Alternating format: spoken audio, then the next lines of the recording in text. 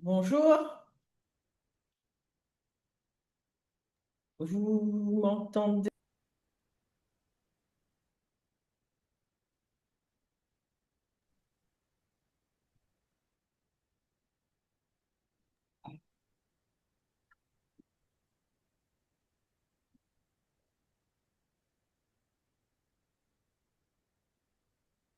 Bonjour à toutes et à tous. Bienvenue à cette nouvelle édition de Cosuma Focus, une initiative de la Commission de surveillance du marché financier de l'Afrique centrale, organisée en partenariat avec One Africa Forum. Cette session sera consacrée à une thématique majeure pour le développement de notre région, obligations vertes et sociales, catalyseurs de la transition énergétique. J'ai le plaisir de vous présenter nos éminents intervenants d'aujourd'hui. Madame Danielle Bunduka-Lata, directrice de la gestion collective COSUMAF. Madame Aurélie Chazaï, associée gérante chez Chazaï Wamba. Madame Bouchra Feleki, responsable de la gouvernance et des questions relatives au reporting ESG des entreprises de l'Autorité marocaine des marchés de capitaux. Monsieur Johan Chris Nduka Mundo, analyste advisory senior, Africa Bright Securities. Monsieur Joël Tonang, analyste advisory senior Africa Bright Securities, et Monsieur Lionel Beninga, directeur général Expertise Finance. Nous tenons également à adresser nos remerciements à notre audience connectée en direct pour son intérêt et sa participation active. Je vous invite à partager nos questions via l'onglet dédié questions-réponses. Nos intervenants se feront un plaisir d'y répondre au cours de la discussion. Encore une fois, merci pour votre présence. Je vous souhaite à toutes et à tous une excellente webconférence.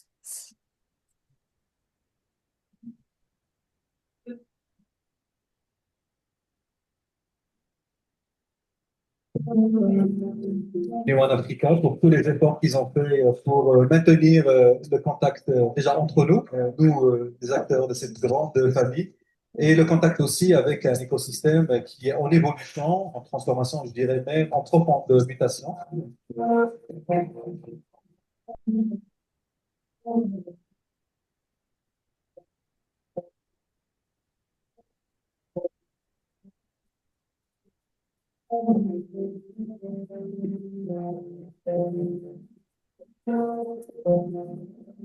Consister dans cette salle. Nous avons une même ambition, celle d'une banque africaine plus forte, plus équitable et plus inclusive. To One Africa because this is really where the real players are. This is where all the decision makers throughout Africa they come here to interact, to gain some ideas, and also to create business relationships. C'est une plateforme émulatrice qui permet en fait de réunir en fait tous les experts africains.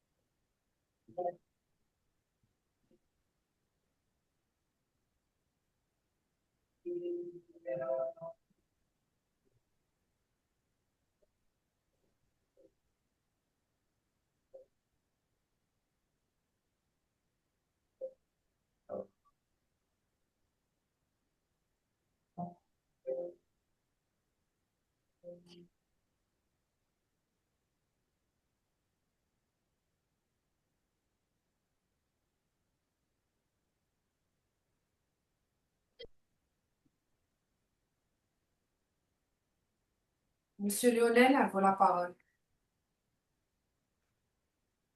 Merci beaucoup, mesdames et messieurs, chers participants, bonjour. Je vous souhaite la bienvenue à cette cinquième édition de la série Prosumas Focus, consacrée aux obligations vertes et sociales, catalyseurs de la transition énergétique et de l'inclusion. Votre modeste serviteur Lionel Beninga, directeur général du cabinet Expertise Finance, cabinet spécialisé dans les domaines bancaires et financiers, a l'insigne honneur et le privilège d'animer cette session. Ceci étant dit, et comme tout le monde le reconnaît aujourd'hui, la finance joue un rôle central dans la transition vers un modèle durable et résilient, en mobilisant de ressources essentielles pour financer les projets respectueux de l'environnement et de l'inclusion sociale. Ces instruments, comme vous le savez, notamment les obligations vertes et sociales, sont devenus aujourd'hui des leviers majeurs dans la recherche de solutions concrètes aux défis climatiques, économiques et sociaux. Et pour l'Afrique, qui fait face éventuellement à des enjeux considérables liés au changement climatique et à la nécessité d'un développement inclusif, ces instruments prennent toute leur importance. Ils offrent une opportunité unique pour catalyser des investissements responsables pour soutenir la croissance durable en contribuant à la réduction des inégalités.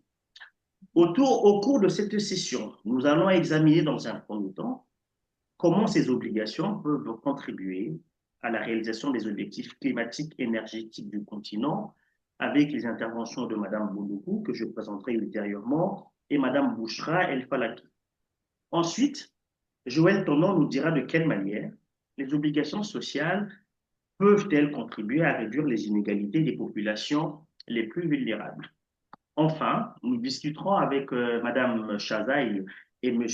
Lukamundo des conditions réglementaires de gouvernance, de transparence et de confiance nécessaires pour stimuler l'intérêt des investisseurs.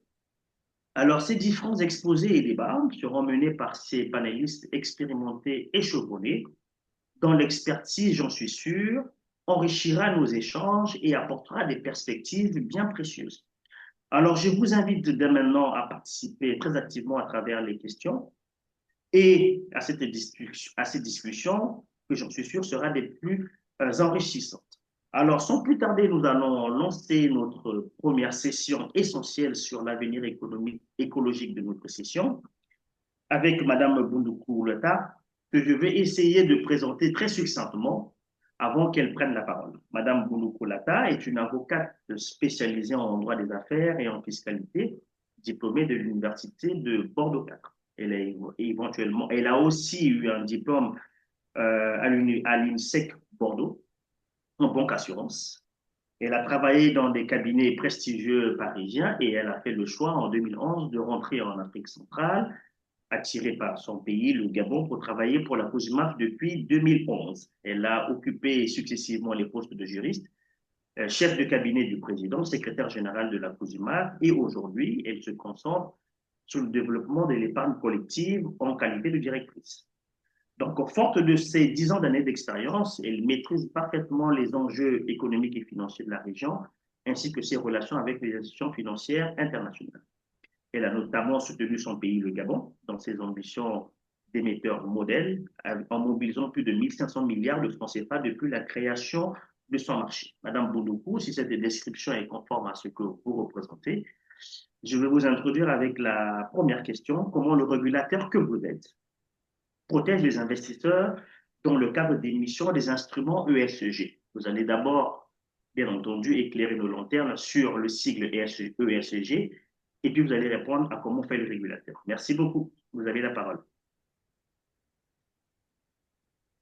Merci, Monsieur Beninga. C'était une très, très, très belle présentation qui est fidèle à mon personnage et serviteur de la cause du développement du marché financier. La COSUMAF, comme vous le savez, est le régulateur du marché financier de l'Afrique centrale et qui essaye tant bien que mal de s'aligner aux impératifs de développement économique, sociaux et environnementaux de notre zone. Vous savez, l'Afrique centrale est d'abord engagée dans les projets du bassin du Congo qui sont à la base, donc ce groupement est dirigé et mené par le chef de l'État de la République congolaise notamment. C'était donc bien sûr à la base, c'est un projet de protection de ce bassin vert dans notre sous-région. Et au-delà de la protection environnementale, il fallait bien sûr offrir à notre sous-région des produits, des instruments financiers pour accompagner le développement de nos infrastructures, pour accompagner les investissements, notamment les investissements directs étrangers, qui, vous le savez sans doute, sont très, très, très, très, j'allais dire, drivés ou tournés vers tout ce qui est vert, social et durable. Alors, qu'est-ce qu'on entend par ESG? ESG, c'est tout simplement donc la notion c'est en fait c'est l'acronyme en anglais hein, de ce qui est vert, donc environnemental, S social et durable. Ce sont donc des instruments financiers qui sont mis en place, encadrés par le régulateur, afin de financer, de financer ou refinancer en partie ou en totalité des projets qui ont un impact positif, soit en termes d'environnement, soit en termes de social, c'est-à-dire qu'ils profitent à une communauté d'individus et la notion de durabilité, en fait, c'est une notion qui regroupe les deux premières. C'est-à-dire que ce sont des projets ce sont des projets qui sont censés répondre à une finalité à la fois environnementale et sociale.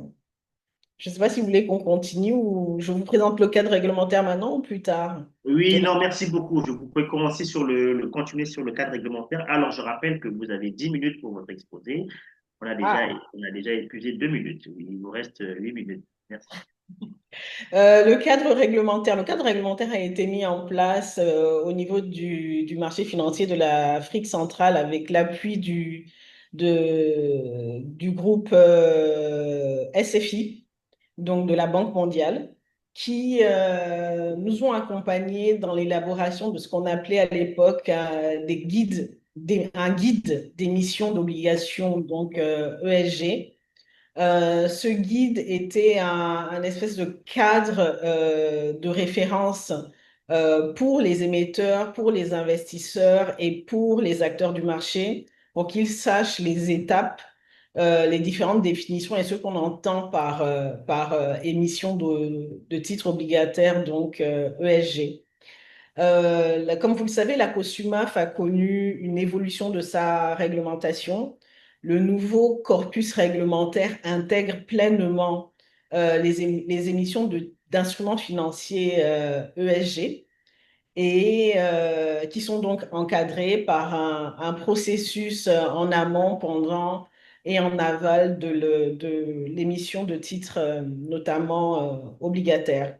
Donc, la réglementation, pour faire en bref, essaye donc d'encadrer les obligations d'information qui sont nécessaires à la protection de l'investisseur public.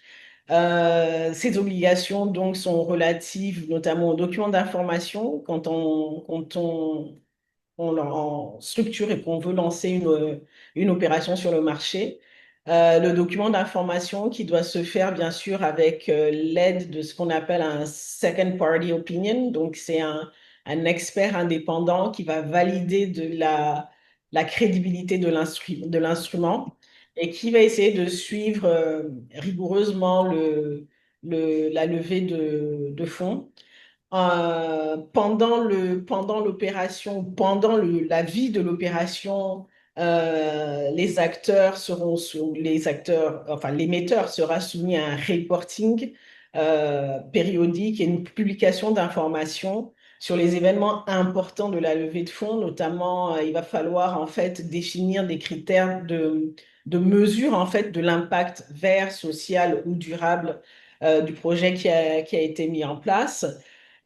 Après, au terme de l'opération, en fait, il faudra juste faire un espèce de compte-rendu global du produit de la levée de fonds, dire à quoi il a été destiné, comment les fonds ont été affectés, publier, par exemple, je ne sais pas, moi, des indicateurs sur la réduction des émissions en CO2 qu'a pu produire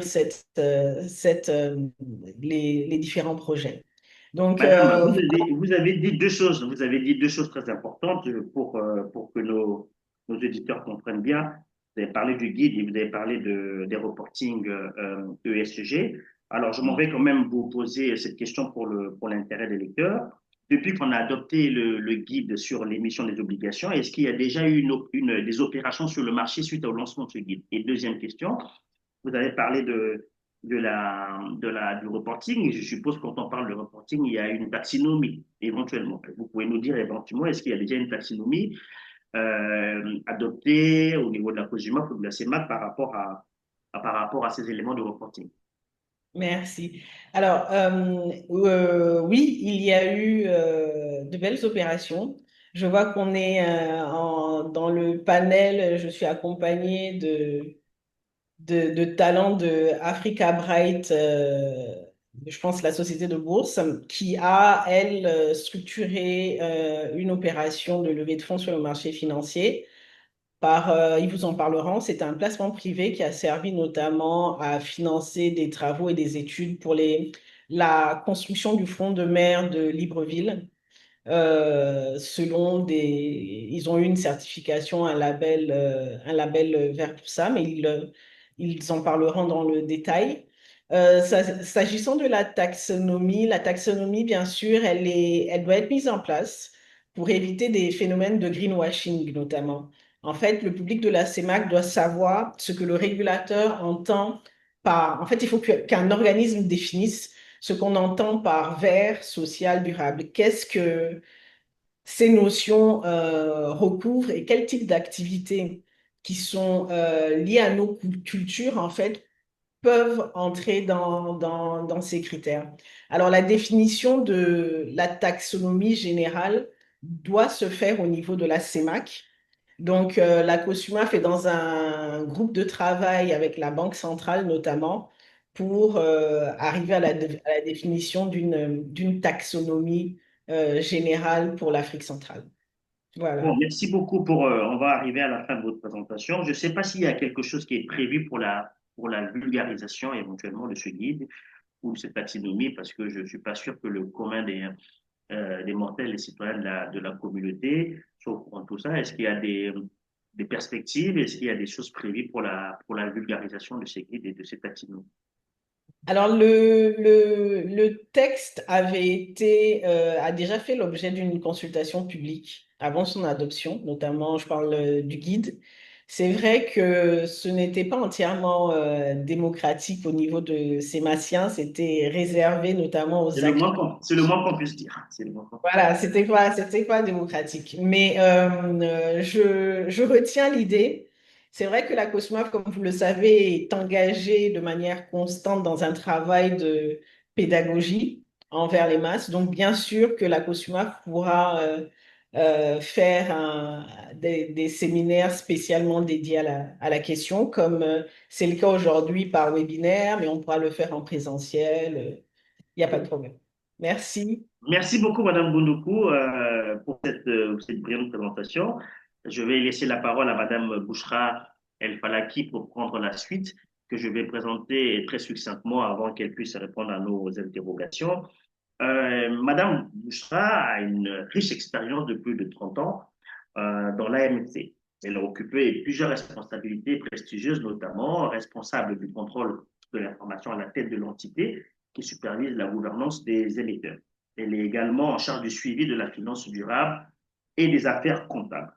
Membre de la Commission nationale de gouvernement d'entreprise, de la commission mixte AMC, ordre des experts comptables, du comité de suivi de l'égalité professionnelle au Maroc. Elle est également représentante de l'AMC au sein du think tank Banque mondiale, ministère des Finances pour l'inclusion économique des femmes. Elle est diplômée en finance d'entreprise, détient un master en psychologie sociale des organisations et est certifiée en gestion des entreprises ESG, finance durable, par la Banque mondiale, pour ne dire que cela. Donc, on voit que le CV est bien rempli. Madame Bouchra, quel bilan faites-vous du marché des instruments durables au Maroc? Mais avant tout, j'avais vu qu'il y avait le mot AMC. Vous pouvez éclairer notre lanterne sur AMC et nous dire quel est le bilan que vous faites sur les instruments durables au Royaume chérifien. Merci. Votre micro, s'il vous plaît, madame. Voilà. Merci, Monsieur Lionel. Bonjour tout le monde et merci à One Africa Forum et la COSUMAF pour l'invitation. Alors pour l'AMMC, c'est Autorité marocaine du marché des capitaux. Donc c'est le régulateur du marché des capitaux qui a pour mission principale la protection de l'épargne investie en instruments financiers. Il a également pour mission de contrôler l'activité des organismes qui sont sous sa supervision.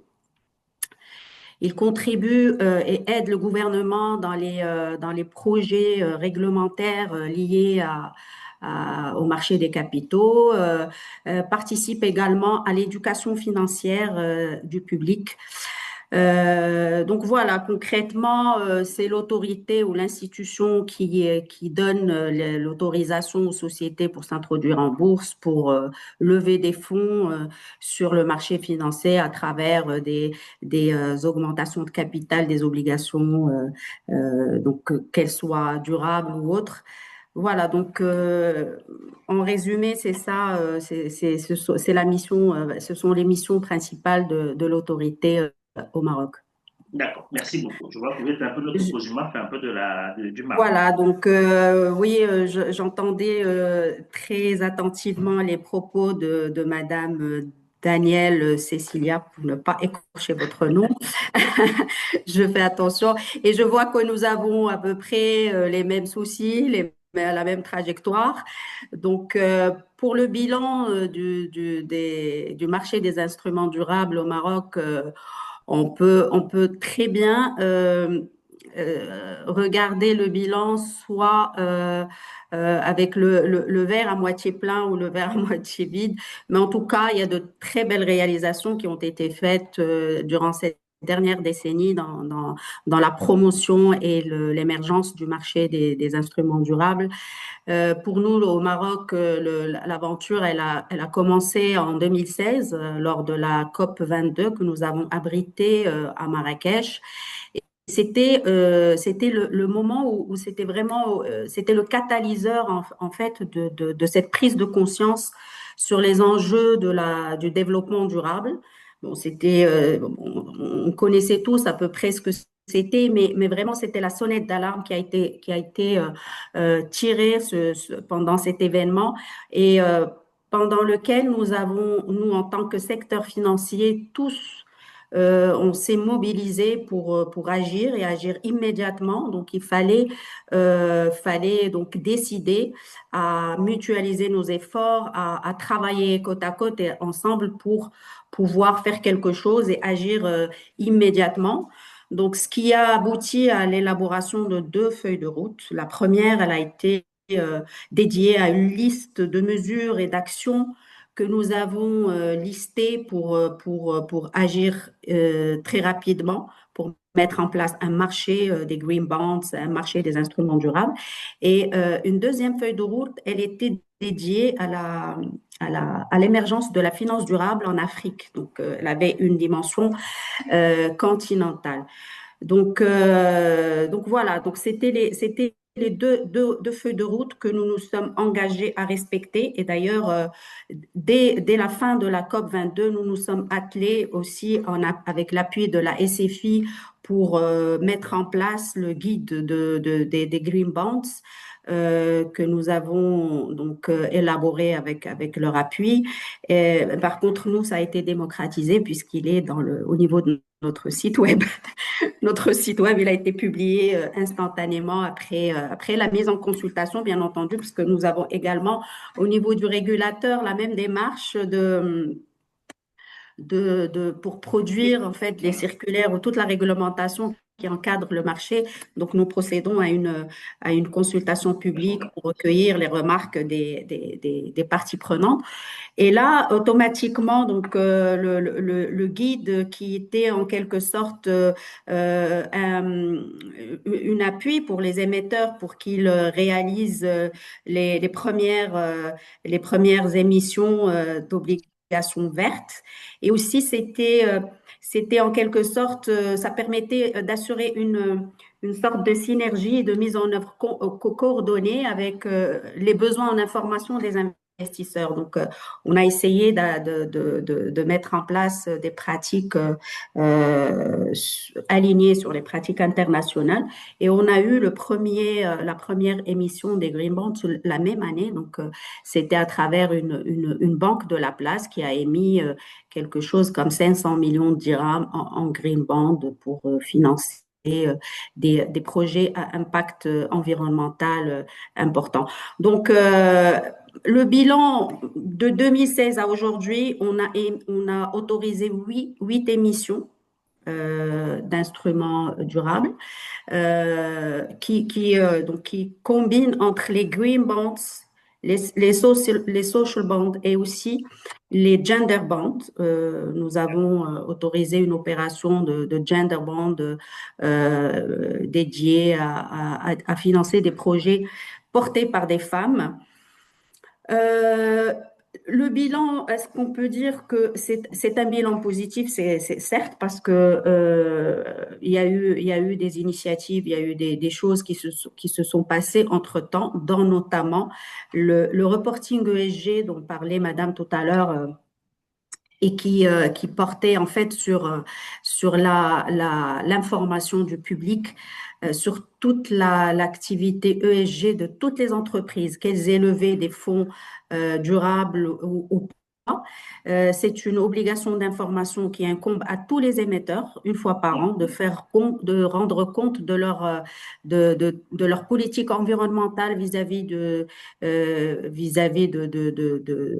leur politique environnementale, les actions qu'ils mettent en place pour contrecarrer les effets négatifs de leur activité, le traitement des déchets, l'optimisation des ressources naturelles. En fait, tout ça, sur le côté environnemental, c'était des choses sur lesquelles ils n'étaient pas. Madame Bouchra, Oui. ce bilan sur 10, si je devrais vous demander de noter sur 10, vous me mettrez quelle note? Écoutez, moi, puisque j'étais partie prenante de ce bilan, je mettrais 10 sur 10. Non, franchement, vous avez dit au début que c'est le verre à moitié vide et à moitié plein. Donc, j'imagine.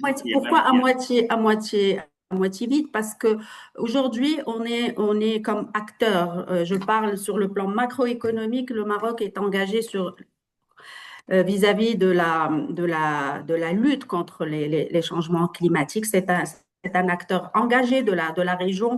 Nous avons signé les accords de Paris, nous avons des stratégies, nous sommes engagés dans des stratégies nationales qui sont très ambitieuses en matière de financement de l'énergie propre, enfin, il y a énormément de projets ambitieux.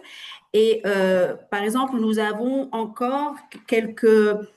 des besoins de financement pour financer cette lutte contre les changements climatiques, mais qui proviennent du privé parce que nous avons beaucoup de fonds qui arrivent du public, mais pas suffisamment de fonds qui arrivent du privé. Et là, nous avons mis en place, là, tout récemment, une stratégie de financement climat 2030 qui va mobiliser, en fait, qui va tirer le secteur privé à contribuer dans le financement du changement climatique.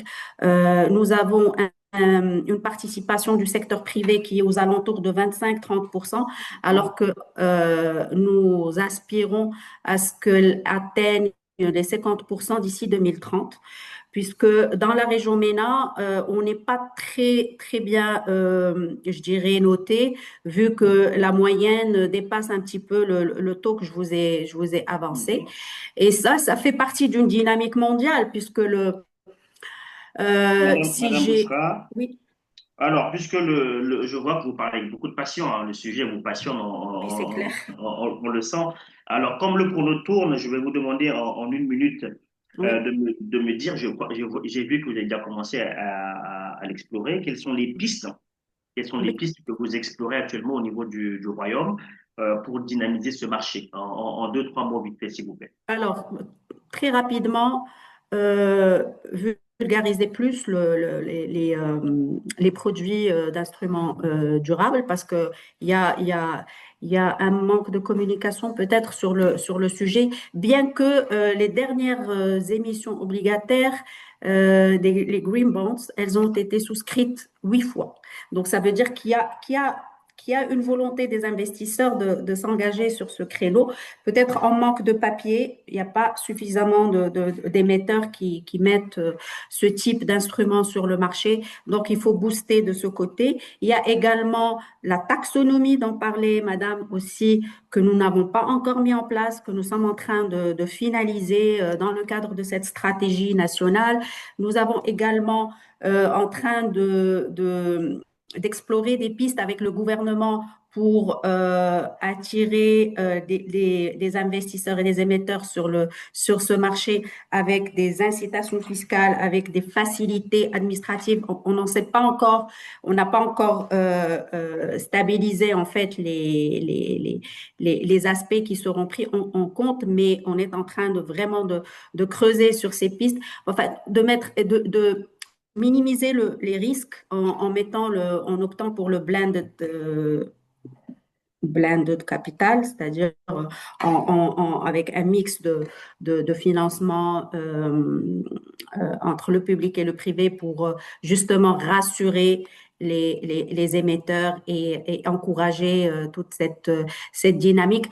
Et aussi, nous sommes en train de travailler sur un projet très ambitieux qui est la standardisation du référentiel à travers lequel sont publiés les reportings ESG. Comme vous savez, on a mis en place une obligation d'information chaque année pour les reportings ESG, mais on n'a pas été dirigiste dans le choix du référentiel. Alors, le résultat de la course, c'est qu'il y a des informations qui ne sont pas harmonisées, elles sont hétérogènes. Vous pouvez tomber sur des rapports ESG qui sont excellents parce que on s'est basé sur des référentiels mondialement reconnus comme la GRI, et donc vous avez une information de qualité, comme on peut retrouver des petites capitalisations qui n'ont pas encore franchi le pas d'une information ESG de qualité. Et là également, le fait de travailler sur l'augmentation de la qualité et l'amélioration de la qualité de l'information va contribuer énormément à donner de la confiance sur le marché et à encourager les investisseurs à investir en connaissance de cause parce qu'ils auront une information fiable et surtout homogène pour faire leur choix au niveau du même secteur d'activité. Si vous avez une information extra-financière qui est harmonisée, vous pouvez parfaitement faire votre choix. Voilà, Merci donc, beaucoup, madame. j'ai Bon, quelques effectivement, pistes.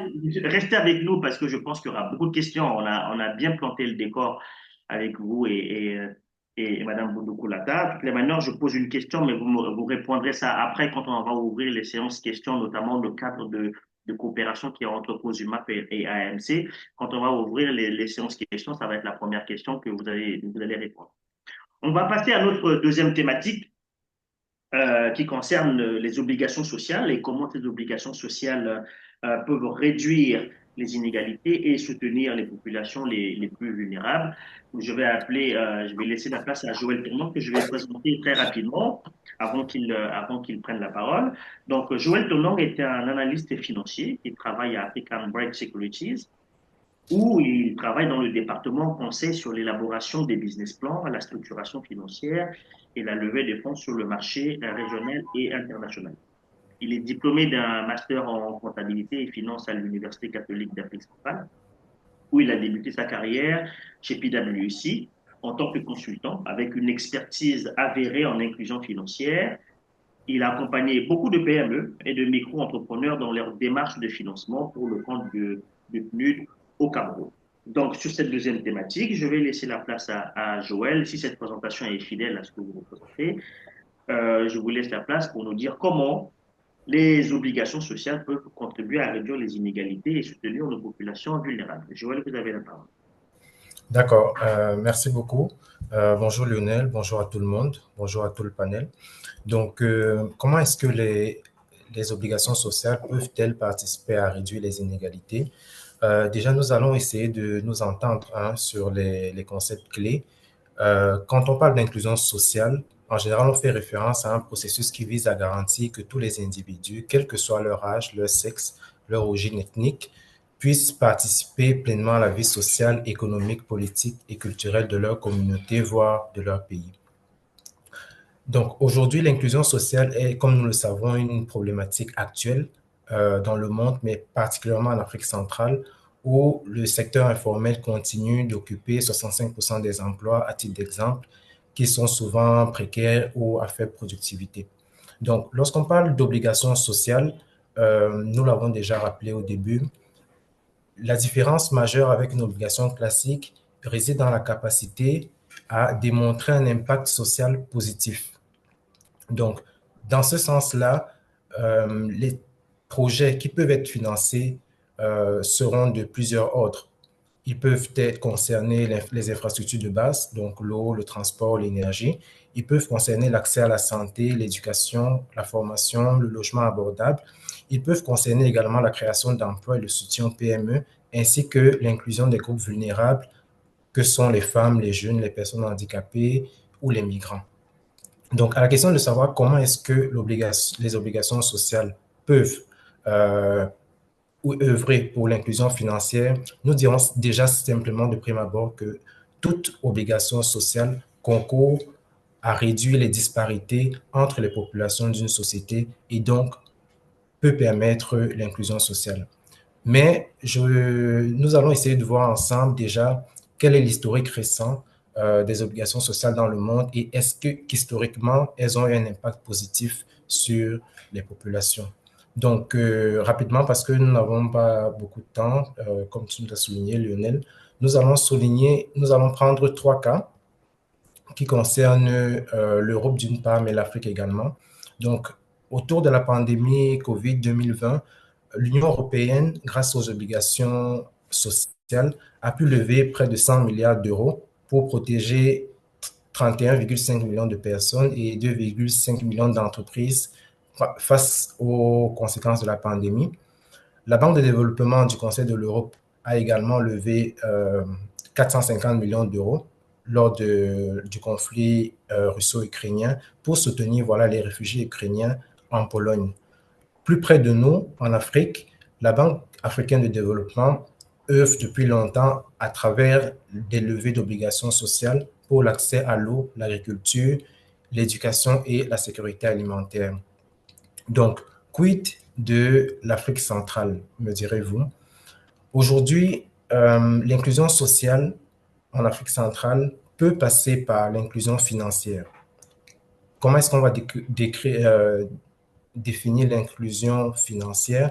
Nous dirons très simplement qu'il s'agit de donner la possibilité aux individus et aux entreprises d'accéder à une gamme de produits et services financiers utiles, adaptés à leurs besoins, à un coût abordable et proposés par des prestataires fiables et responsables. Aujourd'hui, l'inclusion financière est un levier essentiel de réduction de la pauvreté, de promotion de la prospérité partagée et de réalisation des objectifs de développement durable. Donc, l'inclusion financière est un challenge en Afrique centrale et la BEAC la situe au taux de 32% en 2021 concernant les pays de la zone CEMAC. L'inclusion financière en zone CEMAC fait partie des priorités stratégiques de la BEAC qui vise 60% en 2029 et 75% en 2032, en ciblant prioritairement les jeunes, les femmes, les populations rurales, ainsi que les micro et petites et moyennes entreprises. Donc, les microfinances qui sont en première ligne de l'inclusion financière dans la sous-région pourraient avoir un rôle crucial à jouer pour l'inclusion financière et suffisant pour l'inclusion sociale par l'émission d'obligations sociales qui visent l'accompagnement et le financement des MPME soutenus par les jeunes et les femmes.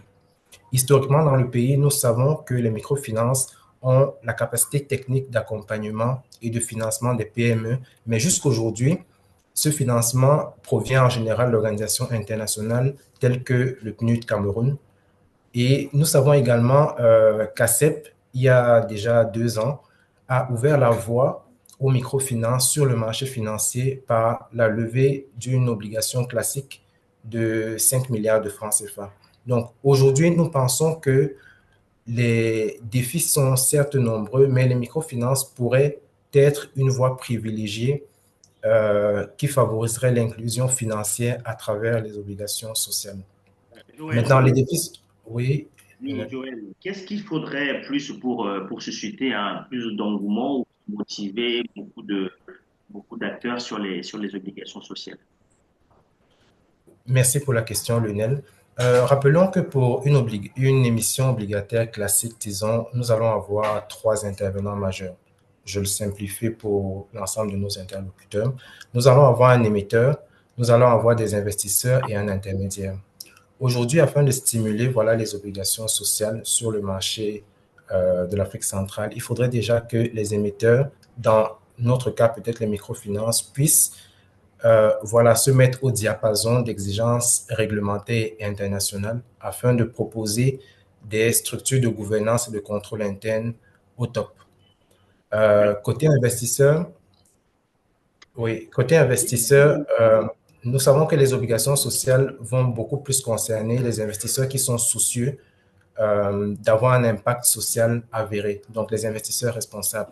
Malheureusement, aujourd'hui, ces investisseurs ne sont pas encore très nombreux en Afrique centrale, donc il faudrait être capable de faire grandir le marché afin de pouvoir attirer suffisamment d'investisseurs internationaux et pouvoir également, notamment avec les institutions concernées, régler peut-être les questions qui peuvent être liées au change, qui sont cruciales justement dans ce type d'opération.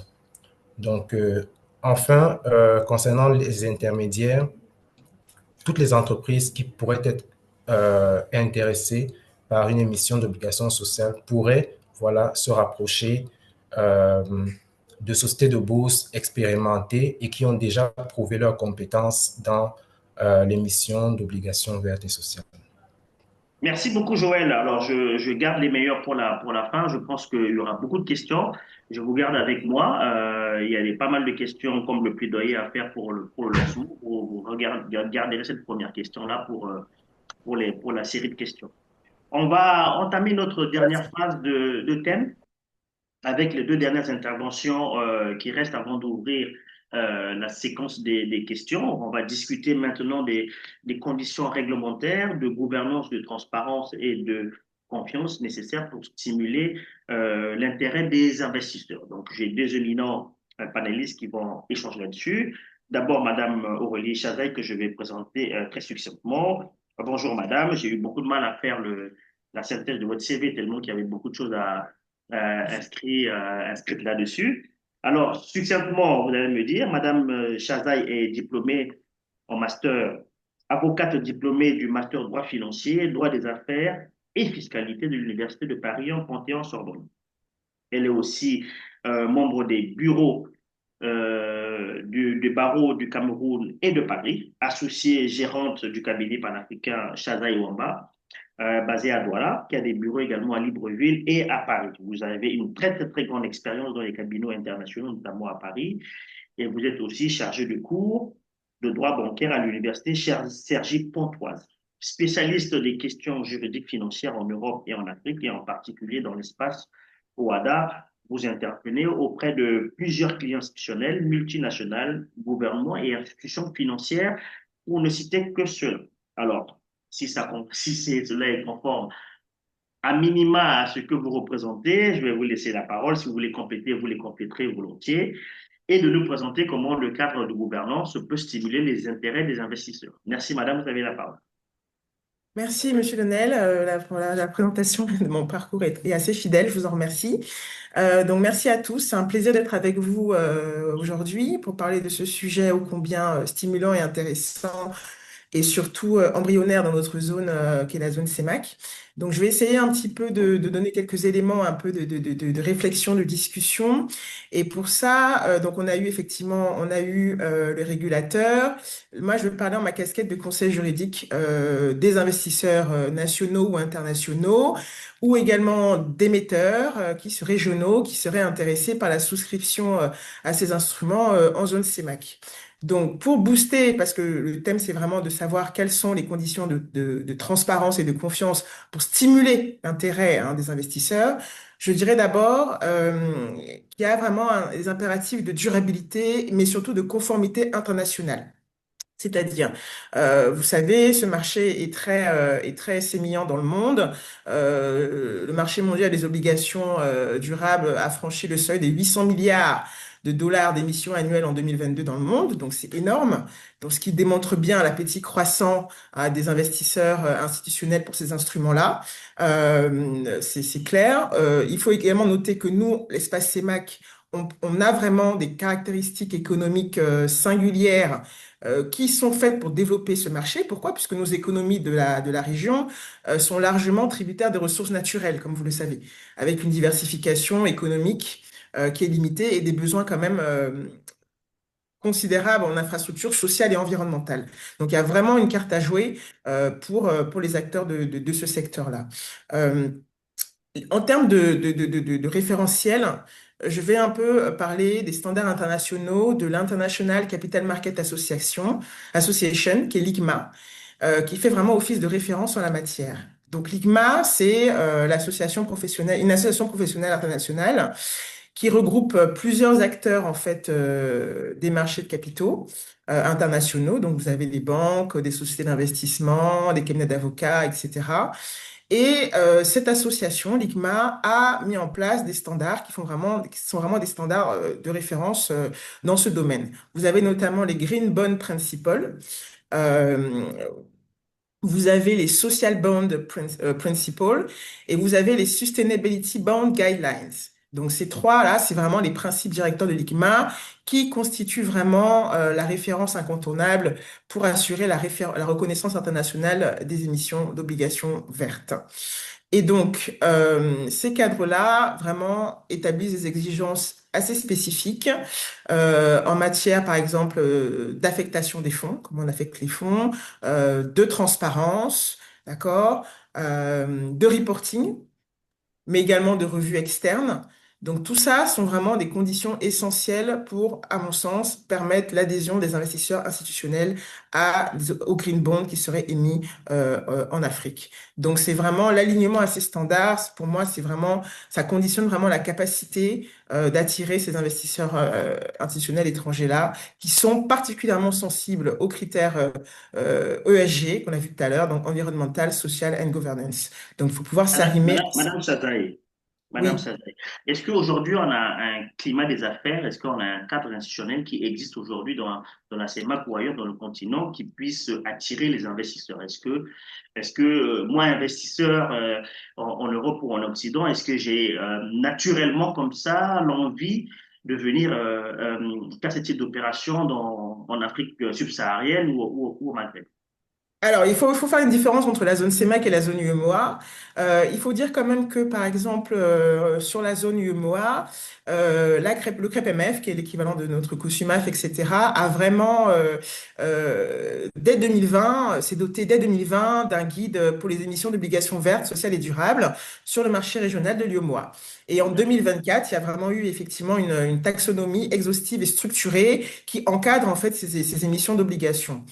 Sur la zone CEMAC, donc Madame Daniel l'a évoqué tout à l'heure, il y a effectivement eu ces lignes directrices là qui ont été élaborées en partenariat avec la SFI, mais ce sont des lignes directrices. Il faudrait quand même qu'on ait des instruments juridiques plus contraignants pour plus en fait booster les investissements. Donc, ce que je peux dire, c'est qu'en l'état actuel de la réglementation, l'émission de ces obligations dans notre région reste soumise aux règles de droit commun qui sont relatives aux émissions obligataires et aux marchés financiers. Il n'est pas Euh, toujours totalement plus approprié. On est encore oui, voilà. un peu plus différent. Exactement. Donc c'est pour ça qu'en fait, pour moi, moi ce que je recommande, en fait, ce que nous recommandons nous à nos clients, c'est en fait, bon, on est structuré autour de la réglementation COSUMAF qui est existante. Donc vous avez le règlement général de la COSUMAF qui est là.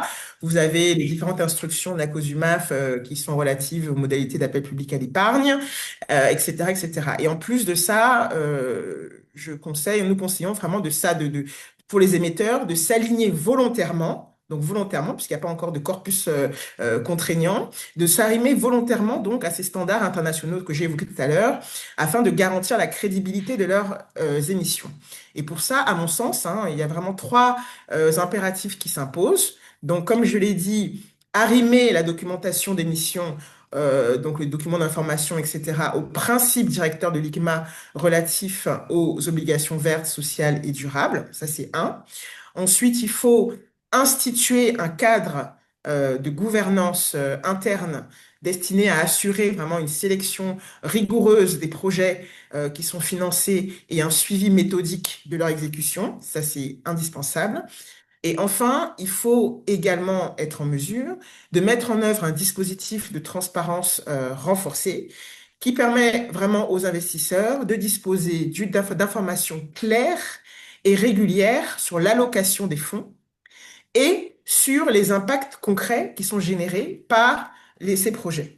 Et donc cette démarche en fait vraiment volontaire qui est, comme je le disais, inspirée des meilleures pratiques internationales, constitue non seulement vraiment un gage de confiance en fait pour les investisseurs, mais aussi, à mon sens, un facteur de compétitivité pour les émetteurs désireux d'accéder aux marchés internationaux. Ça, Est-ce que c'est ça. vous estimez qu'on est sur la bonne voie? Est-ce que vous êtes optimiste? Je suis assez optimiste. Je suis assez optimiste parce que on a quand même déjà un règlement général de la COSUMAF qui consacre quand même les obligations, des obligations qui existent déjà, qu'il faut vraiment renforcer. Dans le contexte des green bonds, il y a vraiment moyen de pouvoir en fait faire ce travail-là d'arrimation de toutes ces normes-là, donc satisfaire aux prescriptions, aux obligations classiques et intégrer les informations complémentaires propres aux obligations vertes, ce qui permettrait vraiment de pouvoir faire décoller le secteur, si je puis dire. Bon, je pense que vous aurez beaucoup d'after work à faire avec Madame Boundoukou, puisque vous Tout à aviez des fait, sujets à évoquer là-dessus et vous avec allez grand plaisir. partager les coordonnées pour avancer rapidement. Est-ce que vous avez un dernier mot pour conclure avant que je passe la parole à votre Je pense soutien? que je pense que j'ai fait le tour. Je Cool. pourrais compléter au besoin. D'accord. Bah, restez avec nous parce qu'il y aura pas mal de questions D'accord. sur ce cadre qui va stimuler les investisseurs. On va finir nos présentations avec notre dernier panéliste et non d'un pointre, M. Doukamundou, pour compléter cette présentation sur les conditions réglementaires pour stimuler l'attrait des investisseurs. Je vais présenter très rapidement notre dernier panéliste, M. Juan-Christophe Doukamundou, est analyste financier senior chez Africa Bright Securities à Douala, spécialisé en structuration financière, levée des fonds, modélisation financière, élaboration des business plans, études de marché également.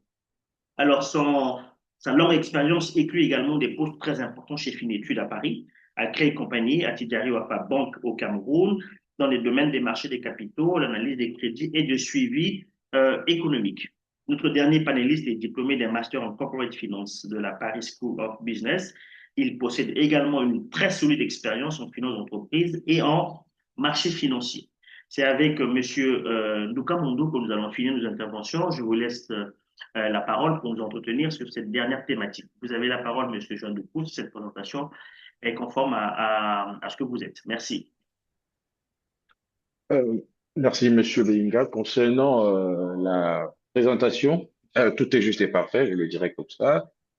Bon, après le cadre réglementaire qui a été planté par Madame Chazay, si vous le permettez, je vais partir sur j'ai retenu deux mots qui vont guider ma présentation, transparence et confiance, notamment pour les investisseurs. Et je pense que ici, on va devoir parler un peu d'une structuration d'une opération verte, vu que Africa Bright Securities a déjà pris part à cela. Je vais parler de la manière dont une opération peut se structurer.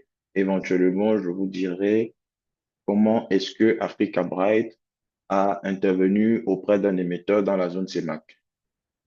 C'est vrai que cette opération n'a pas été communiquée auprès du grand public parce que, elle s'est faite par placement privé et les placements privés n'ont pas vocation à être communiqués.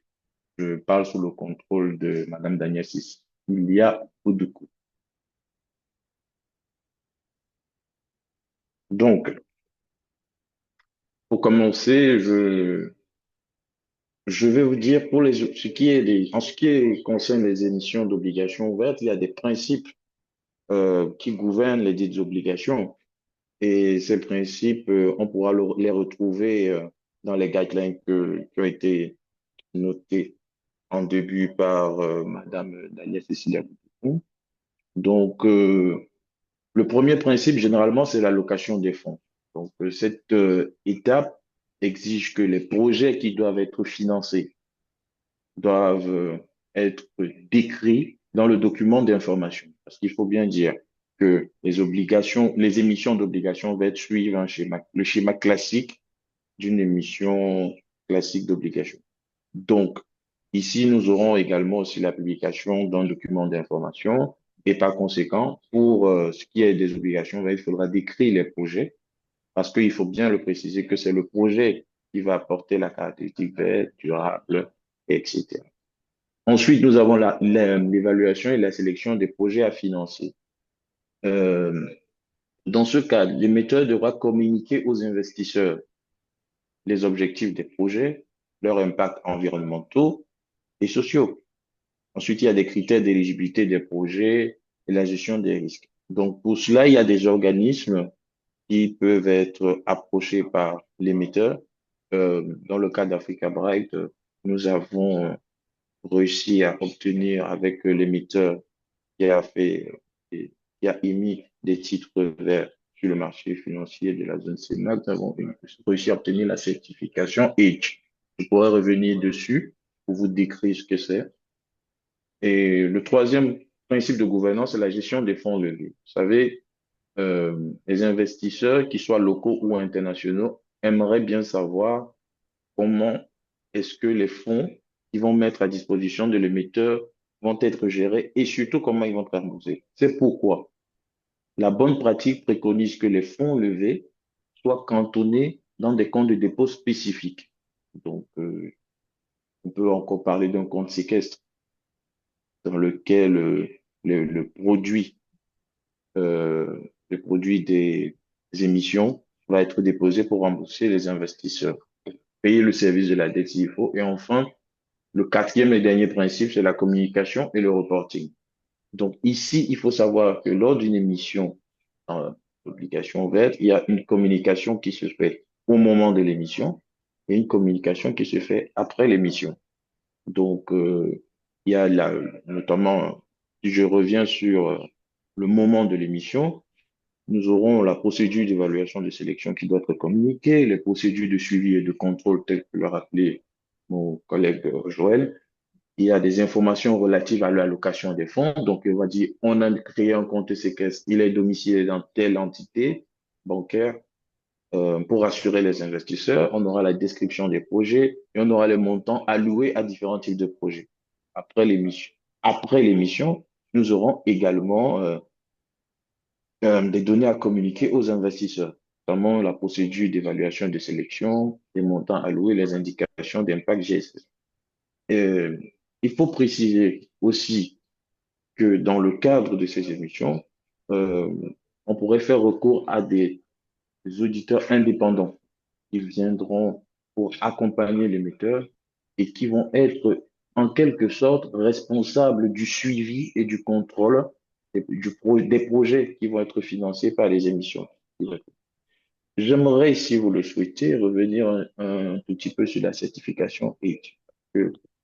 C'est dans le cadre de l'opération qui a été faite par Africa Bright, nous avons obtenu cette certification. Et comme l'a précisé Madame Danielle Cécilia, lorsque vous passez aujourd'hui au bord de mer de Libreville, vous êtes heureux de voir que la figure du bord de mer a changé.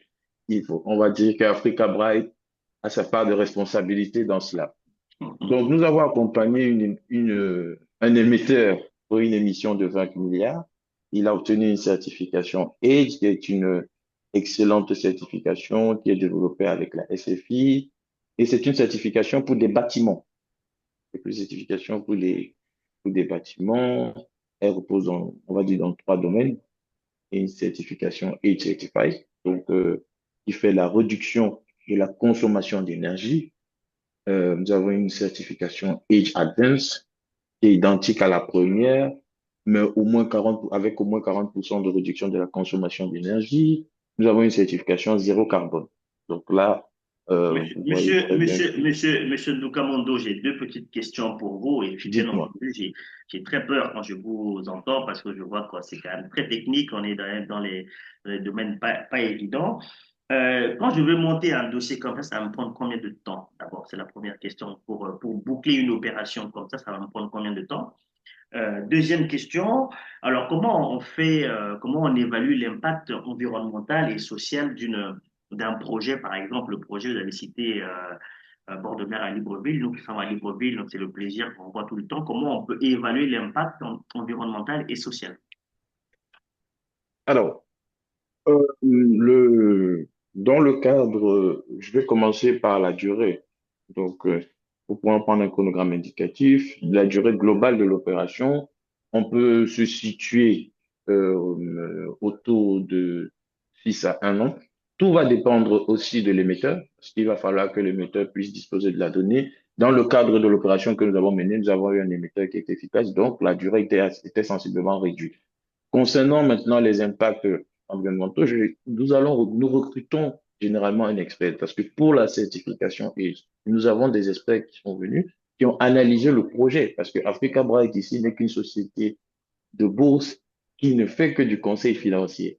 Mais en tant que conseiller, nous nous sommes entourés d'experts dans le bâtiment ont, qui nous ont permis d'évaluer les critères environnementaux liés aux différents projets qui ont été identifiés et qui nous ont produit un rapport, lequel rapport fait partie intégrante de la documentation que nous avons transmise au niveau du régulateur pour pouvoir lui dire que, effectivement, les projets qui sont identifiés par l'émetteur respectent les normes qui sont définies par les différentes entités internationales qui ont été citées précédemment.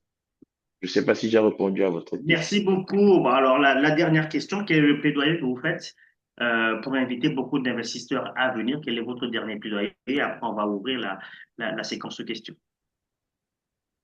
Alors, il est essentiel que plusieurs investisseurs, et je dirais des investisseurs locaux, j'insiste sur les investisseurs locaux, prennent part euh, à ce type d'opération, parce que vous savez, avec les investisseurs internationaux, certes, ils ont l'expertise, mais nous risquons d'être confrontés à la problématique liée au risque de change.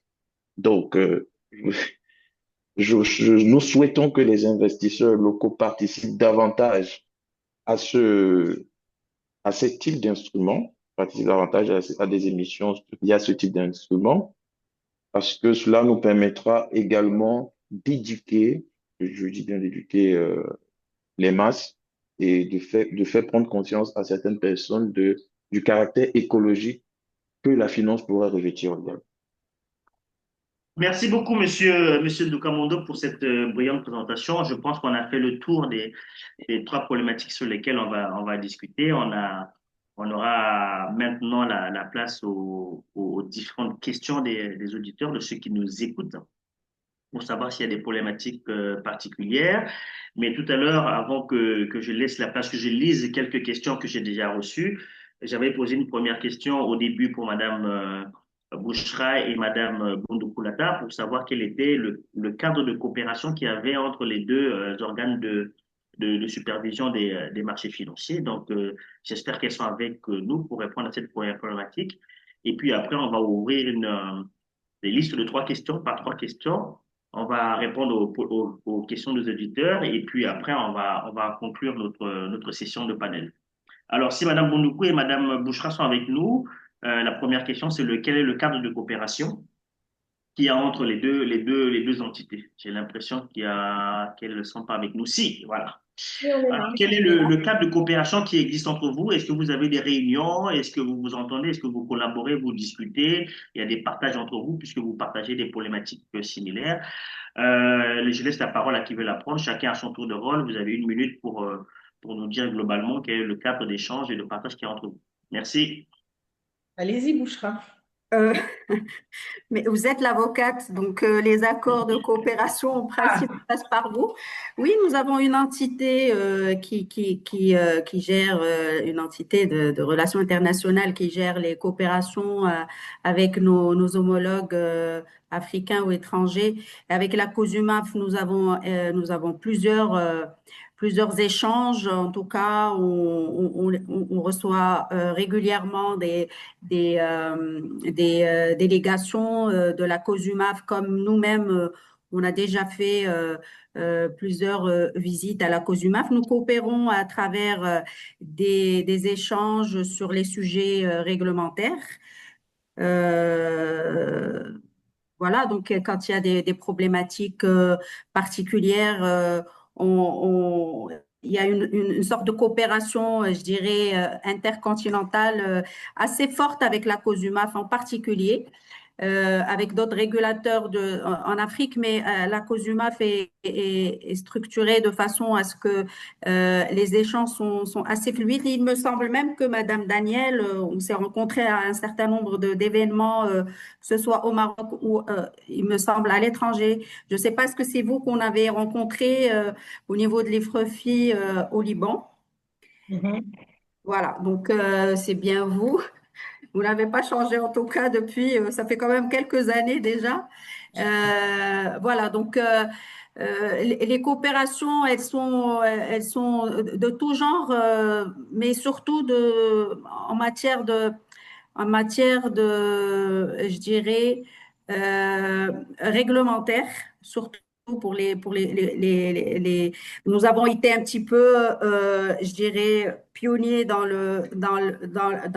tout ce qui est aspect finance durable et tout ça. Et je crois on a eu un certain nombre d'échanges sur le sujet avec la COSUMAF pour mettre en place et pour, je dirais, bénéficier aussi avec le retour d'expérience de l'autorité marocaine du marché des capitaux sur un certain nombre de sujets. Bon, maintenant, matériellement, je ne dispose pas de tous les accords peut-être qui sont libellés en tel, mais je sais que notre coopération, avec la COSUMAF en particulier, est très avancée. Tout à fait. En fait, on a d'abord un accord, nos relations sont encadrées par un accord de coopération qui se fait, ce sont des accords de coopération entre régulateurs qui se font selon des critères de l'OICV et ces accords sont révisés en fait quasiment tous les 2 ans, sinon annuellement, pour mettre à jour les sujets d'intérêt commun. Et puis après, la COSUMA fait partie du Marrakech Pledge qui Tout a à été fait.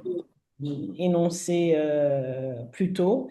Et on était l'un des premiers pays signataires Oui, lors de l'initiative qui avait été prise par la présidente des marchés de la financiers MMC. de Ouais. la MMC. Ouais, Euh, ça a été lancé au moment de la COP 22, en fait. C'était voilà, l'initiative majeure qui regroupait un certain nombre d'autorités africaines pour le sujet de la finance durable. tout à Bon, fait. merci beaucoup. Je vois qu'il y a déjà une entente parfaite et cordiale entre vous et tout ce qu'on peut vous souhaiter, tout le mal qu'on vous souhaite, c'est que ça sera permis davantage. Ah, d'accord, pour le bien de nos peuples. Alors, je vais ouvrir la première liste des questions. J'ai 3 types de questions qui sont dans les panels. Il y aura pas déjà, ça fera pas de jaloux parce que tout le monde aura des questions. Il y en a quand même pas mal. Je vais commencer par la première question que j'ai et je pense que ce sera pour Madame Chazaï. Est-ce que le label vert ou climatique sera-t-il juridiquement encadré pour éviter le greenwashing? Ça, c'est la première question. Madame Chazaï a le temps d'y réfléchir. Je vais lire la deuxième question pour Madame Bouchra. Euh, alors, Madame Bouchra, sur votre expérience, comment les institutions marocaines ont-elles géré la certification et le suivi de l'impact environnemental? Et la troisième question pour Monsieur Tonon, le temps d'y réfléchir. Peut-on envisager des mécanismes de cofinancement entre marchés financiers locaux et bailleurs internationaux pour réduire le coût des obligations? Donc, sur ces 3 premières questions, je vais d'abord laisser la place à Madame Chazaï, puis à Madame Bouchra et après à Monsieur Tonon pour répondre. Après, on va faire une deuxième série des 3 questions. Madame Merci. Chazaï? Oui, merci, Monsieur Lionel.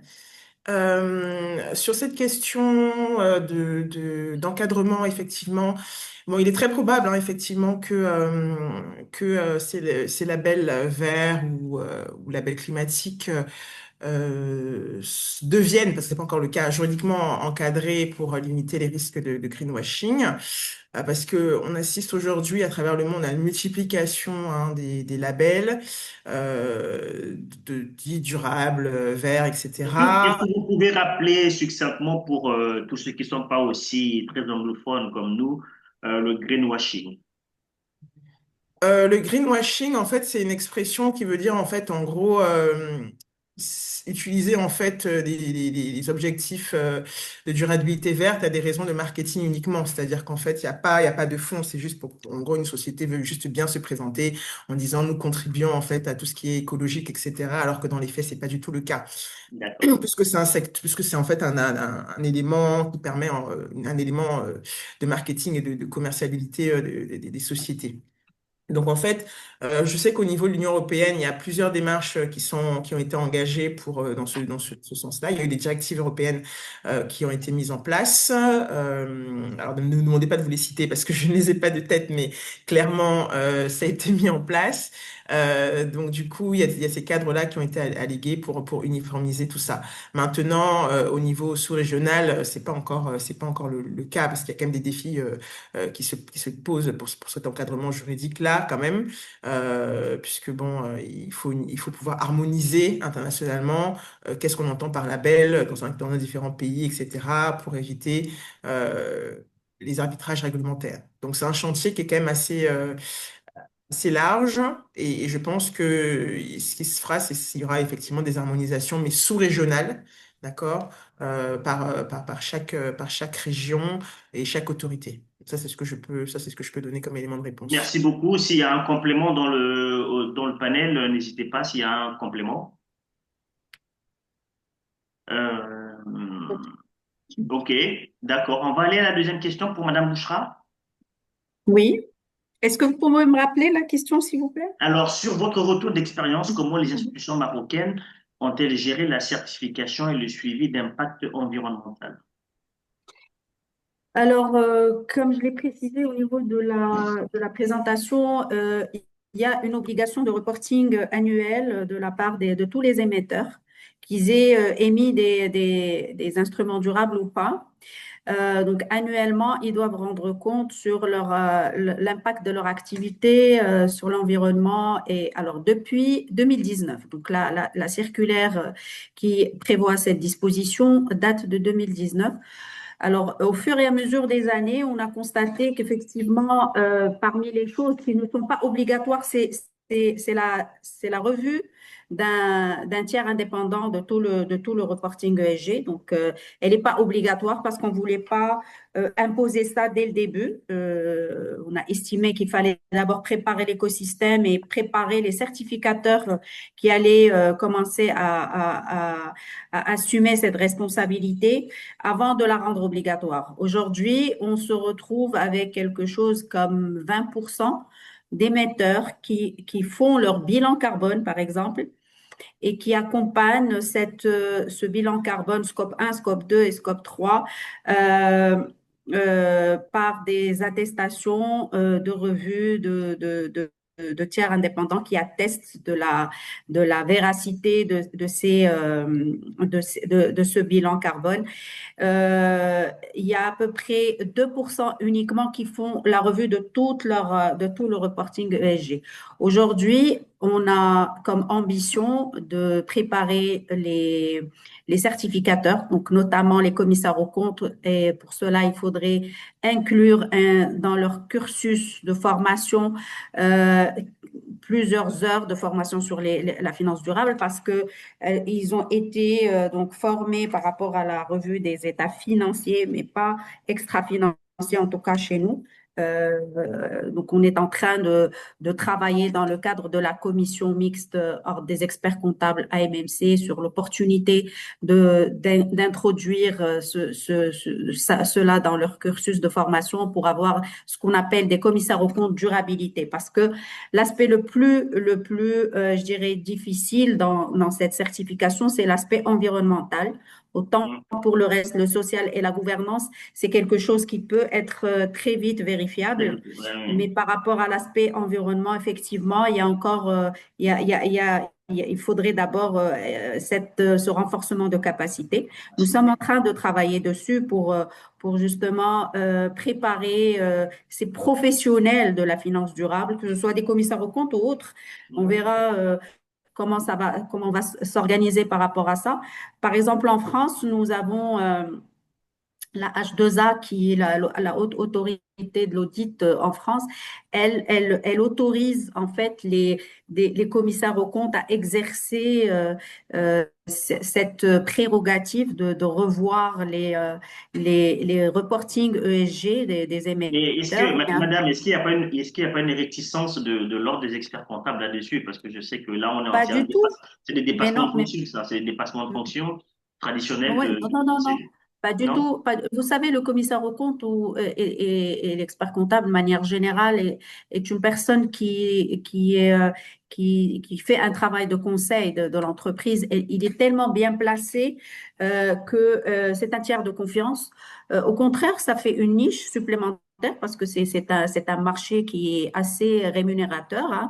Et au contraire, il y a une grande volonté de la part de l'ordre des experts comptables de contribuer à l'ouverture de ce créneau par rapport au commissaire aux comptes. Donc, nous avons tous intérêt à ce qu'il y ait une professionnalisation de personnes pour qu'ils puissent attester de la véracité. Bien sûr, pas tout le monde est invité parce qu'on doit quand même s'assurer, il doit y avoir un organisme qui atteste que ces personnes sont, euh, je dirais, capables en termes de ressources, en termes de formation, en termes de connaissances, pour pouvoir attester à leur tour de la véracité de l'information. Aujourd'hui, on est sur du déclaratif jusqu'à présent. D'ailleurs, ce sont parmi les points qui mettraient, qu'on est en train sur lesquels on est en train de travailler pour augmenter la transparence de ce marché, pour augmenter la confiance plutôt des investisseurs à travers un certain nombre. Et la certification est un élément très important par rapport à cette confiance. Merci beaucoup, madame. Je vais laisser la place à Joël Tonon sur la dernière question de cette première série. Peut-on envisager des mécanismes de cofinancement entre marchés financiers locaux et bailleurs internationaux pour réduire le coût de ces obligations? Alors, je rappelle à nos auditeurs qu'ils peuvent toujours continuer à poser des questions dans le chat que je vais donner à nos éminents panélistes pour les éléments de réponse. Joël, vous avez la parole. Oui, d'accord, merci. Il s'agit d'une très bonne question. Je vais commencer par rappeler que le marché financier est ouvert à tout type d'investisseurs en réalité. Donc, un investisseur, qu'il soit du Cameroun, du Tchad, du Gabon ou de n'importe quel pays de la CEMAC ou en dehors, au Maroc, en France, au Canada, peut justement souscrire à l'achat de titres sur le marché. Maintenant, il est important également de rappeler que les investisseurs internationaux ont tendance, en raison de peut-être la plus grande compétition sur leurs marchés locaux à eux, à avoir des niveaux d'exigence plus bas. Toutes choses qui peuvent permettre justement à une émission d'obligations d'avoir un taux un peu plus compétitif, tout simplement.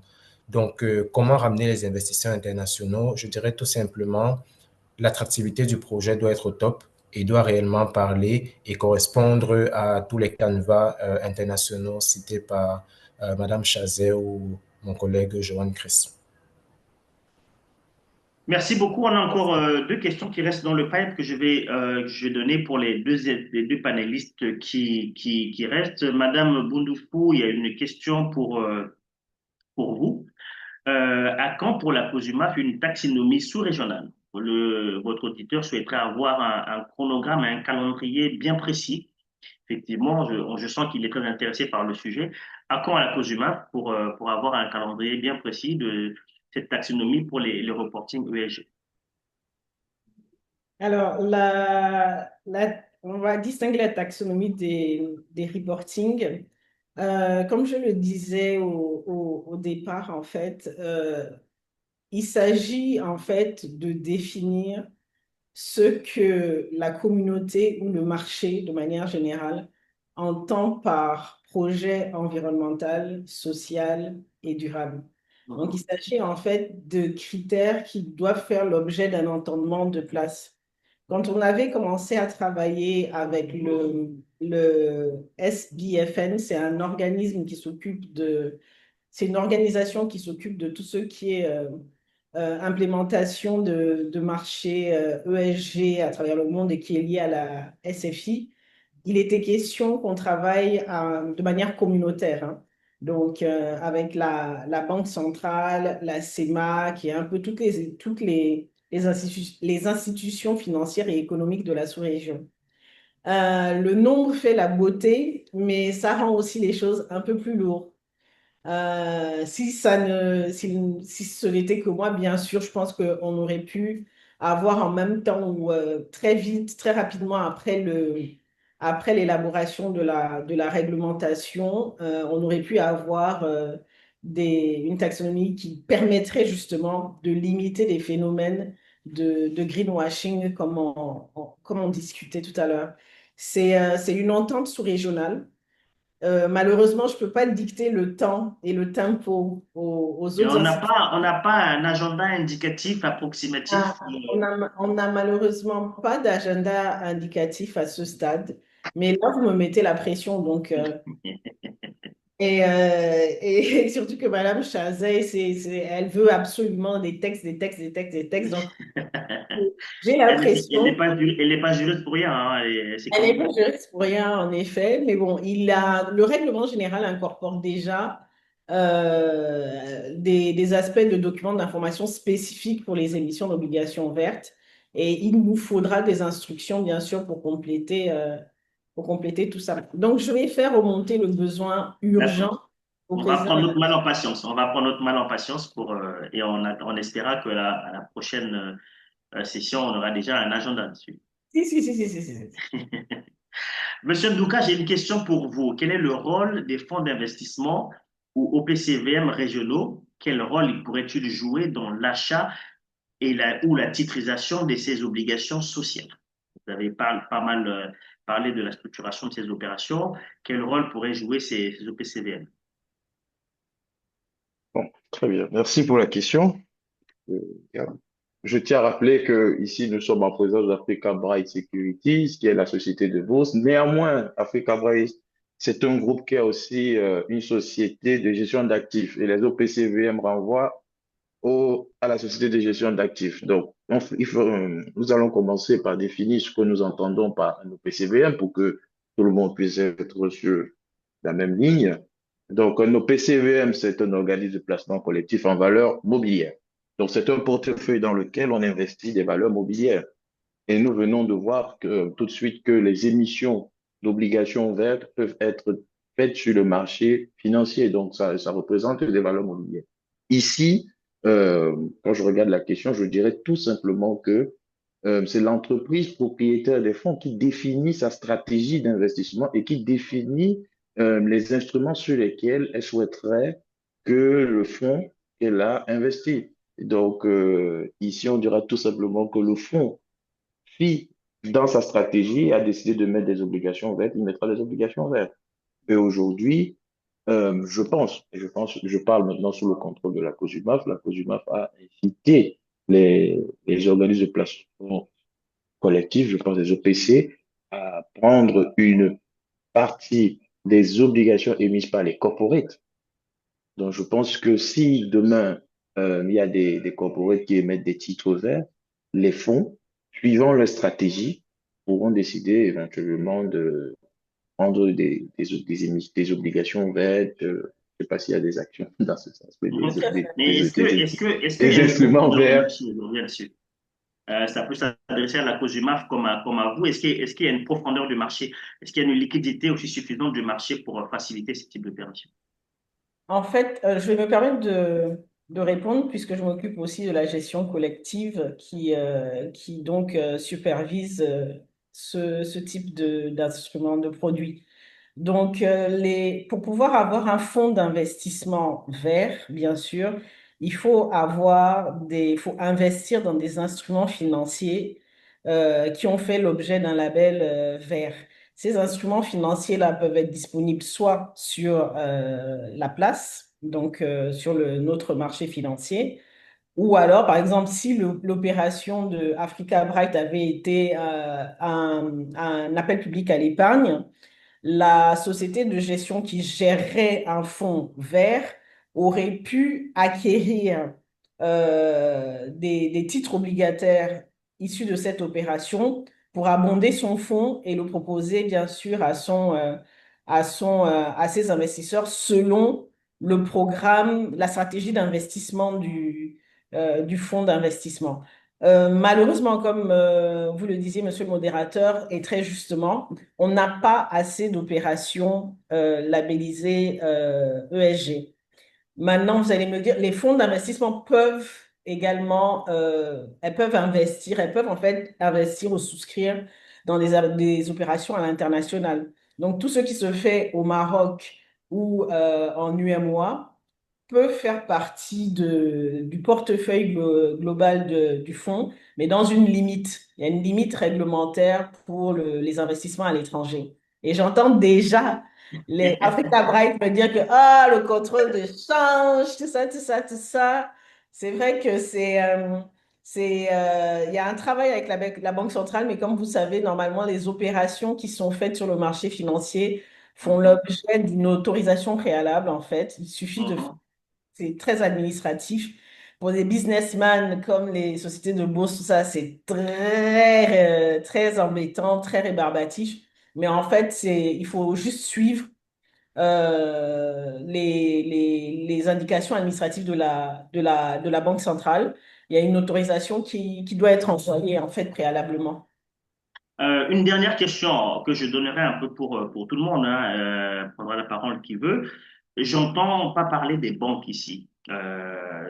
C'est comme si là on disait que c'était là où on devait euh, capitaliser les investissements et les banques font beaucoup de crédits puisque leur travail également c'est de financer les crédits. Je n'ai pas vu dans les présentations beaucoup d'orientations qui concernent le système bancaire. Là, on est pas plus de la bourse, mais au concret pour les entreprises. Est-ce qu'il n'y a pas d'indication particulière où il faudrait peut-être voir au niveau de la Commission bancaire de l'Afrique centrale pour aborder cette problématique?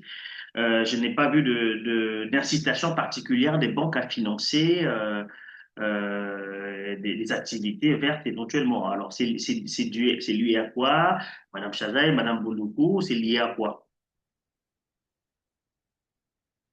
Bon, je pense que la COBAC n'a pas encore intégré de critères ESG dans sa réglementation générale. Je pense que les banques sont des investisseurs, les premiers investisseurs hein, sur le marché financier. Donc, c'est notre cible première et naturelle.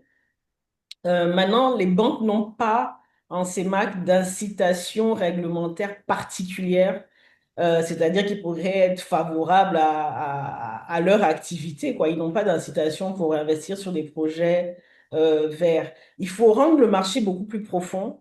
Pour rendre le marché profond, il faut que le cadre existe et il faut qu'il y ait des incitations à émettre des instruments financiers. Une fois qu'il y aura ces instruments financiers-là, ça m'étonnerait que les banques ne suivent pas les projets. Il faut juste créer le marché.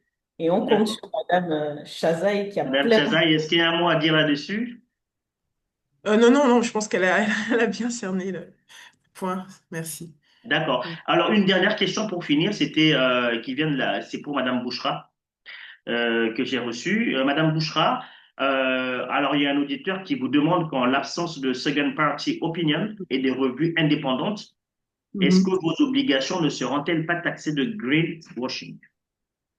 Alors là, je crois que j'ai j'ai dû foirer dans la réponse de tout à l'heure parce que je me suis pas bien fait comprendre. En fait, quand je disais qu'il n'y avait pas de revue externe, je parlais de revue externe pour tous les rapports ESG qui sont publiés annuellement par tous les émetteurs. Maintenant, pour les opérations de green bonds ou de social bonds ou de gender bonds, toutes les opérations d'obligations durables sont absolument et obligatoirement accompagnées de revues externes avant et après. Alors, avant, pour attester donc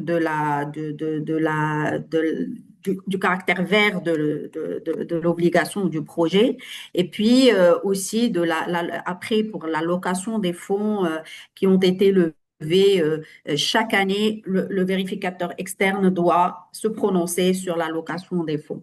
Je parlais tout à l'heure des vérificateurs des rapports ESG, c'est autre chose, mais au moment de l'opération, et pendant toute la durée de vie de l'instrument durable financier, la vérification externe est obligatoire. Voilà. Merci beaucoup. Alors, deux petites questions juridiques. On va titiller les connaissances juridiques des uns et des autres. Quelle est la différence que vous faites entre les obligations climatiques et les obligations vertes? Est-ce qu'il y a une nuance là entre les deux?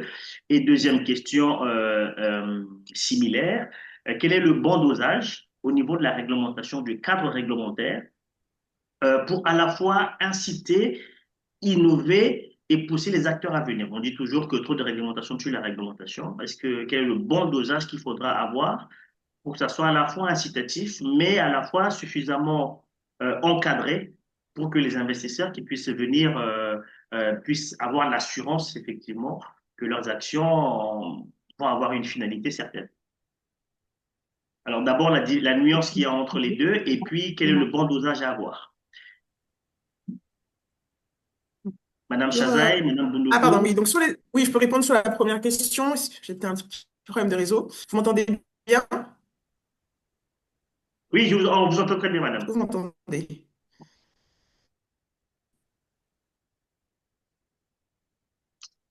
Problème technique. Bon, en attendant qu'on reprenne Madame Chazaï, Madame Boundoukou ou Madame Bouchra, les superviseurs, quel est le bon dosage qu'il faudrait avoir? Du tout incitatif, du tout réglementaire, du tout incitatif, on devrait acheminer vers quoi? Écoutez, la réglementation est nécessaire pour ce type d'instrument, justement, pour ne pas tomber dans le greenwashing et autres. Après, pour inciter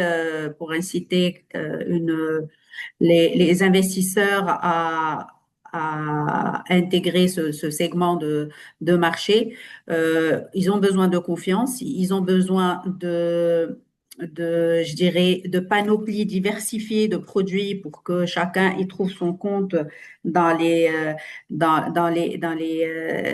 choix d'investissement.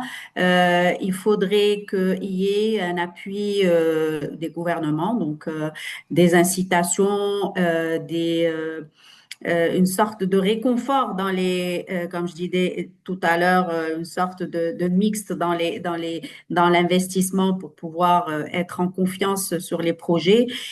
Beaucoup de transparence par rapport à l'utilisation des fonds, par rapport à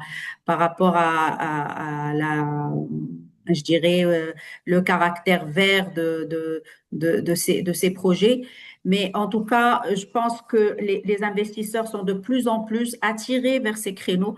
Il suffit juste de communiquer dessus, de présenter et de les familiariser avec ces produits. Il y a beaucoup d'efforts de sensibilisation et d'éducation qui doivent être menés par tous les acteurs du marché. Merci. Madame Bounoukou? Rien à rajouter, c'était parfaitement énoncé. Maintenant, je ne sais pas si on a eu le retour de Madame Chazaï sur... Je suis Non, madame, revenue, Ah, vous excusez-moi. êtes là, vous êtes là. il est Oui, j'ai revenu, été ok. coupée. Bon, les aléas du direct. Excusez-moi. Je sais, c'était la question de la différence entre les obligations, c'est ça? Et Les obligations climatique et des climatiques. obligations vertes. Oui, d'accord. Alors en fait, c'est juste c'est une sous-distinction en fait. Les obligations climatiques, enfin, toute obligation climatique est forcément une obligation verte, dans le sens où les obligations climatiques renvoient en fait à tout ce qui est climat essentiellement, c'est-à-dire en fait, on va lutter contre tout ce qui est lutte contre le changement climatique, etc. Vous voyez? Alors que les obligations vertes, c'est vraiment l'environnement au sens large. D'accord? Donc, en gros, une obligation climatique est une obligation verte, mais L'inverse toute n'est pas toujours obligation vrai. verte, exactement. Voilà, c'est ça la petite nuance.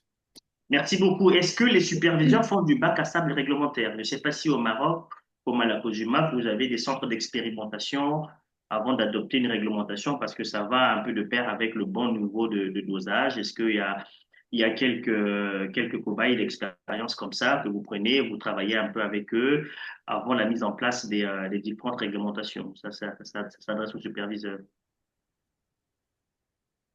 Bon, non, pas vraiment. Africa Ah, Bright était notre seul cobaye et ça, c'est. Je sais pas s'ils auraient aimé se faire torturer, mais non, pas vraiment. On n'a pas vraiment en la matière eu de test grandeur nature, hein. Vous savez, quand vous lancez un produit, vous voyez tout de suite l'appétence du public. On a le problème qu'on a en Afrique centrale, c'est sur les instruments qui existent actuellement, qui offrent un rendement très intéressant. Ce qui fait que la base des investisseurs locaux sont très peu intéressés par les produits autres. En Occident, on innove beaucoup parce qu'il y a beaucoup de produits avec des rendements compétitifs. Donc, il faut sans cesse innover pour trouver la niche qui va permettre de gagner un peu plus. Nous, on a des instruments financiers qui vous rapportent des 7% là, je ne sais pas si ça se trouve, si ces taux se trouvent encore quelque part dans le monde, mais on est obligé de préparer pour l'instant le terrain, avoir des instruments financiers pour préparer le moment où les choses reviendront un peu à un équilibre. Donc, Africa Bright, dans le cadre de l'opération qu'ils ont fait pour le FMCT, ils ont fait certes une opération. En fait, le fait de faire un placement privé, c'est une sorte de manière de tester hein, l'appétence des investisseurs. Les investisseurs de la Donc, place, oui. voilà, exactement. Ça s'est fait en petit comité. Ils ont essayé de voir combien ils pourraient lever. Je pense, si je ne me trompe pas, qu'il y a eu une petite sursouscription sur le produit. Euh, donc voilà, c'était pas un sandbox réglementaire ou encadré par le régulateur. Et d'ailleurs, je pense que en termes de business et de régulation, le régulateur doit accompagner les choses. Ce n'est pas forcément au régulateur de venir euh, Mhm. driver ou emmener le business. C'est aux hommes d'affaires, c'est aux sociétés de bourse de proposer des produits, de les lancer et puis de nous demander à nous derrière de suivre. Merci. Madame Bouchra, un mot si vous faites du bac à sable réglementaire au Maroc. Je ne sais pas si elle est avec nous. Je l'ai plus. Bon, on a fait le tour des questions. Avant de vous remercier, je vais laisser la place à tout un chacun, mais en un seul mot. Et si vous avez un message à passer, mais vraiment un seul mot, comme on est très galant à tout entrepreneur, on va laisser la place d'abord à la cause du MAF et puis les hommes vont finir. Donc, on va laisser un mot pour chacun de nos panélistes avant de conclure. Madame Boundoukou. 3 mots. Merci et go green. OK, Madame Chazaï. Exactement, merci également. Et puis, nous incitons les investisseurs à venir investir en zone CEMAC sur ces green bonds. Merci, monsieur Doukamundou. Alors, nous disons merci et évidemment, nous appelons les investisseurs. Nous avons été le premier cobaye de la COJUMAF, tout s'est bien passé. Donc, nous appelons les investisseurs à venir investir en zone CEMAC et surtout à se rapprocher d'Africa Bright, qui est une D'accord. société pleine Merci pour d'innovation. la publicité. La publicité est déjà Mais bien lancée. sûr, je ne fais que continuer la publicité qui a été lancée par le régulateur. Ah, c'est un beau businessman. Joël, est-ce que vous avez un dernier mot, Joël? Non, c'est bon, merci. Merci à tous pour l'invitation et à très bientôt. Merci beaucoup, mesdames et messieurs, chers participants. Nous arrivons au terme de cette session enrichissante consacrée aux obligations vertes et sociales, catalyseurs de la transition énergétique et de l'inclusion. Je tiens à remercier chaleureusement, mais très chaleureusement, tous les éminents panélistes d'accord, qui ont rehaussé de leur éclat avec les propos éclairants, très édifiants, ainsi que tous les participants qui ont posé beaucoup de questions et pour leur contribution. Vos échanges aujourd'hui, je dirais nos échanges aujourd'hui, témoignent de l'intérêt croissant pour ces instruments financiers au service du développement durable. Je souhaite également exprimer ma sincère gratitude à la COSUMAF pour cette initiative et pour l'organisation de cet événement, ainsi qu'à One Africa Forum pour le soutien et leur partenariat dans la réalisation de cette session. Je vous encourage, je dirais, je nous encourage à poursuivre cette réflexion et ces efforts qui sont essentiels pour bâtir un avenir plus responsable, inclusif et résilient. Enfin, je félicite tous les organisateurs qui d'arrache-pied ont travaillé à mettre en place ce panel pour la réussite de cet événement. Au nom de la COSUMAF et au nom de One Africa Forum, je vous donne rendez-vous pour les futures rencontres, échanges constructifs. Et je vous dis bonne continuation à tous et passez une bonne journée. Au revoir et à très bientôt. Au revoir, merci. Au revoir, Merci, merci. au revoir. Merci, au revoir à tous. Merci, au revoir.